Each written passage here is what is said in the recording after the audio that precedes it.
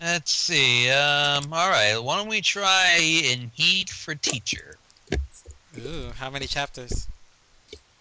Actually, I don't see any chapters, and it's... So one Let's see, page. 1, 2, 3, 4.5 scrolls. Down. Let's see. In Heat for Teacher by Raging Semi. Wait a second, I've heard that name before. Same here. But that person is responsible for a lot of clock fix. Yeah, yeah. Let's see. Applejack knocked on the door. Come in, Cheerilee said. Applejack swung open the schoolhouse door. The first thing she noticed was the smell. She hadn't smelled it in years, yet it took her straight back. She wasn't sure what it was exactly. Could have been the paste, or maybe the cheap construction paper, or even the cleaner the janitor used to clean the desks at night. Didn't really matter. All schools smelled like this. Cheerilee was at her desk, correcting papers. She had her reading glasses on, and her hair up in a bun. Looked very busy. Oh, hello, Applejack, she said. Well, howdy, Miss Cheerilee. So I know you were supposed to have a parent-teacher conference tonight on account of apple bloom, but there's a bit of emergency down on the farm, and our parents couldn't down and let you know that and see if you can reschedule it or something. Oh, well, thanks for stopping by and telling me. You know what I could do? You're her immediate family. You're an adult. I could just put you down as a guardian on the paperwork and just have a conference with you. Is that all right? Can you do that? There's no problem with confidentiality or nothing, Applejack asked. Oh, not at all. Apple Bloom is doing just fine. There's nothing to be concerned about with her schoolwork. The paperwork is really just a formality. Have a seat. Cheerilee motioned to a chair right in front of her desk. Well, all right then. Glad I can take care of it. It ain't nothing big. They wasn't happy about missing it, Applejack said. Weren't. Pardon? They weren't happy that they were going to miss it. Weren't. I wasn't. Plural form, past subjective. Oh, geez, Applejack blushed. I should have known that. What? Cheerilee from her hours. Oh, no, I'm sorry. I should have corrected you. A bad habit of mine from correcting students all day. I shouldn't do it with adults. It's rude. No harm, no foul. I've always meant to get better with my grammar. This accent of mine's so thick, it would be nice to get rid of it. What? Oh, no, don't do that. I knew exactly what you meant. I like regional accents like yours. They're charming. Sexy, even. Sexy? You had Miss Nag for a teacher, didn't you? Oh, yeah, said Applejack. Oh, Lady Nag, she wasn't good. She weren't good for teaching grammar. Cheerilee shot her a smile. Applejack saw one back. Graduated the year she retired, didn't you? That's right. If I'd stayed one more year, you'd have been my teacher. I think I would have liked that. Oh, you would have? Sure, said Applejack, grinning wider. You'd have taught me all kinds of valuable lessons. What kind of lessons would you like to learn, Miss Applejack? Well, Miss Cheerilee, Applejack leaned forward, placing her apples on the teacher's desk. I'd like to learn how to talk good. Cheerilee said, leaning in close herself. Is there anything else you'd like to learn, Miss Applejack? Discipline, she said, leaning closer. Oh, said Cheerilee, leaning closer still. You want discipline. No, Miss Cheerilee, Applejack whispered. I need it. Their faces were so close now. Applejack couldn't help herself. She looked down at Cheerilee's lips, and the two of them were almost kissing. They looked so delicious. Her whole mouth was watering. She watched as her grin slowly fell into a casual smile and was gone completely, replaced by haughtiness. Applejack looked back into her eyes. They haven't moved one iota. I think you can do something about that, Miss Applejack, Cheerilee said in a stern voice. Her hoof moved down below the top of the desk. Applejack could hear her sliding one of the drawers open. She pulled something out of the drawer and put it behind her back. She got up on her hind legs and slowly started walking around the desk. Her hooves clopped heavily on the classroom floor. She knew how to intimidate. Applejack followed her with her eyes. Eyes forward, Cheerilee commanded. Applejack's eyes shot forward on impulse. She was looking at the chalkboard. Today's lessons were still on it. She opened her eyes as wide as saucers, pretending to be a nervous school filly. She stood straight in a chair and put both hooves on her lap. She tried to stifle back laughter. Cheerilee hopped up on the front of the desk. She supported herself with two hooves on her desk, leaning back a bit. She crossed her legs. Cheerilee looked down at Applejack in a position of authority. Applejack couldn't help but look at her legs. Long and beautiful. Her calves were smooth and silky. Her thighs were just a little thick. One thigh ballooned just a bit where it was draped over her long leg. Cheerilee was still a young mare, but she wasn't a teenager anymore. She was mature. My eyes are up here, Miss Applejack, she said. I'm awfully sorry, ma'am, Applejack said, but y'all got some pretty good legs. Cheerilee had to bite her own lip to keep from laughing. She had to admit to herself AJ could play this game very well. And how the game would turn out would depend on how well both could play the roles. Cheerilee took off her reading glasses. Are you trying to flatter me, Miss Applejack? No, ma'am, she shook her head. You don't think that bribery will get you out of punishment? But no, ma'am. Your grammar is atrocious. How do you think you'll rectify the situation? Applejack stuck a leg up and waved it in the air. Yes, Cheerilee asked her class. What does rectify mean? Applejack asked. Cheerilee rolled her eyes and made an exaggerated sigh. I'm sorry. What rectifying means? How are you going to fix that thing that done broke? Applejack's jaw dropped. That had actually hurt. Her eyes boggled when Cheerilee pulled out the thing that she had been holding behind her back. It was an old-fashioned wooden paddle, the kind used for spanking. It was worth two. Had large holes drilled into it to minimize air resistance and maximize paddling speed. An old-fashioned physics lesson. Are you freaking kidding me? Like, they aerodynamicize these motherfuckers?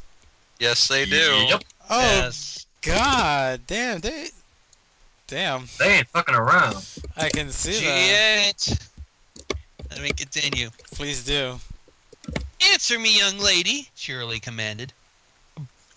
Well, ma'am, Applejack said, I suppose I can do this. She got up off the chair and got down on her knees in front of Cheerilee. She looked at her with big puppy dog eyes and laid a single kiss on the knee of the leg she had been admiring earlier. Said Cheerilee. And I'll have to give you one of these right here. She kissed again, a bit down on her shin. Ooh. And another one of them right here. Applejack kissed her calf. It was a slower kiss this time, longer. Cheerilee reached up and pulled a hairpin out of her bun. Her curls spilled over her shoulders. Applejack continued kissing down her calf to her ankle, and she nibbled her ankle for a bit. Cheerilee watched as Applejack kissed the bottom of her hoof, a sure sign of submission. Applejack was looking up to her the whole time. Cheerilee uncrossed her legs. Applejack started kissing the other one. Started with the bottom of the hoof, nibbled at the ankle, licked all the way up to her calf. Cheerilee cooed at this, and AJ kissed her knee. She looked up at Cheerilee and blinked innocently several times. You may continue your studies, Cheerilee said. Applejack kissed the inside of her knee, right where it met her thigh. She kissed the other leg at the same spot, but both her knees were still close together. She started wedging her muzzle in between her legs. She peppered the inside of Cheerilee's thighs with kisses. With each kiss, her knees further and further apart.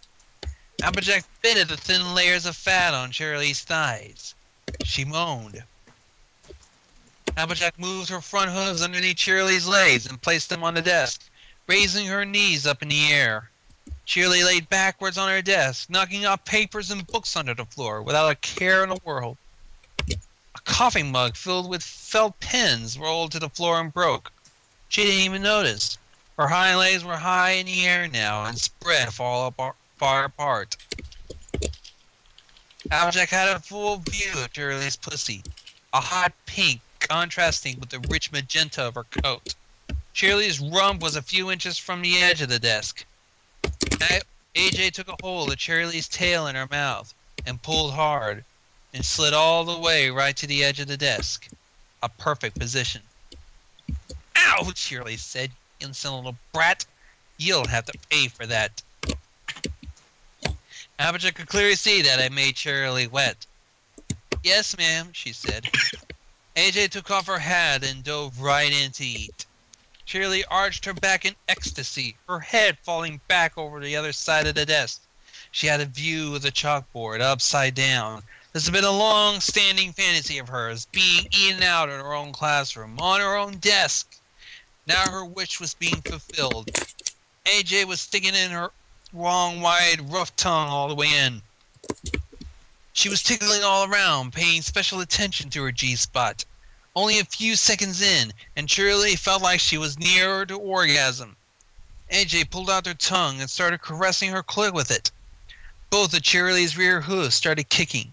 She was screaming now. AJ licked her whole crotch from ass to clit. Cheerilee was heaving up her... Cheerilee was heaving her up in the air for more. Her screams turned into a series of high-pitched wails. AJ only had to lick a few more times all the way up and down, and Cheerilee came. Hot. Orgasm lasted forever. AJ didn't stop what she was doing. The wails gradually subsided into groaning and then heavy breathing. From her vantage point, AJ could see her chest still pounding, her heart racing a mile a minute. Eventually, Cheerilee pulled her stiff neck up and looked down. AJ was resting her head just above her crotch between her ample breasts, her nipples still erect. Crotch nipples.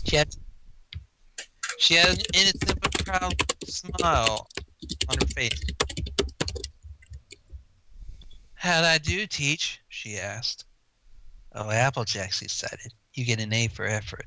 You're the teacher's special pet today. What would you like as your reward?" AJ glanced down at the paddle still resting on her desk and then looked back up. "Oh," said Cheerilee, grinning.